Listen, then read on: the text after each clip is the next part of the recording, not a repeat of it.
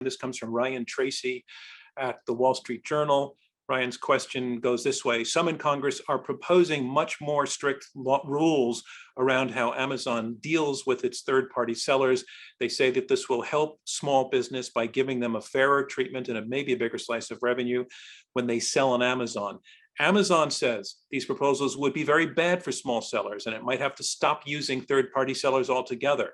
What do you think of these proposals and of Amazon's response to them? I want to take this to you, Rana, because you have made most of the arguments for policy changes coming through Congress. So why don't you take that question on for us? Yeah, so I have to say I'm not in the weeds on this particular proposal, but in general, what you need is transparency and equal access to information on both sides. You know, that is the basic must-have condition for a fair market.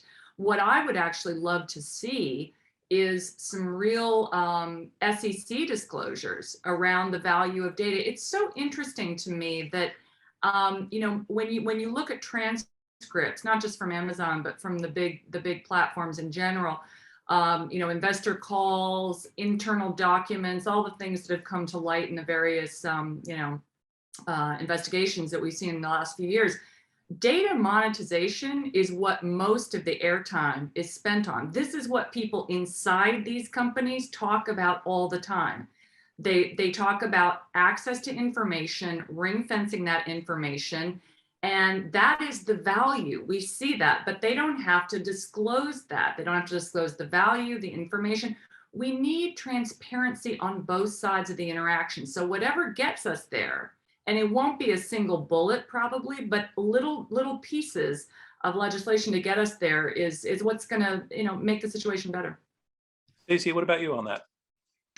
Yeah, I think we do have a set of legislation in both the House, and we're starting to see that we've got some bills in the Senate, and that I think are quite important. And there is a window of time, I think, in the coming months where we could see Congress actually do something about this, because these are bipartisan bills.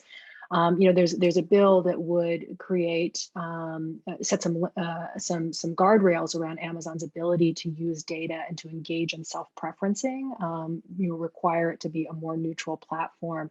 It also deals with Google and Facebook as well. There's also a bill that would split Amazon up, and I think that that's important because what we could have is a future in which we have Amazon as a retailer, as sort of a new target, if you will.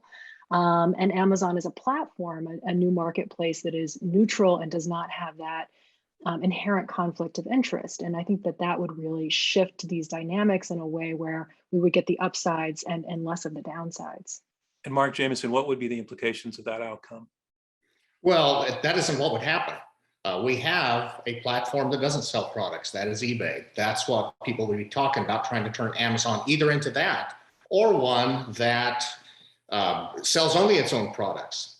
But we have lots of examples where companies both sell their own products and they sell others on electronic platforms.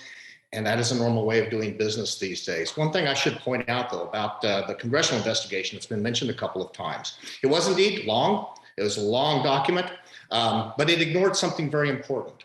There have been, at the count I saw, 265 academic journal articles on the performance of these platforms. That congressional investigation cited 0 of them.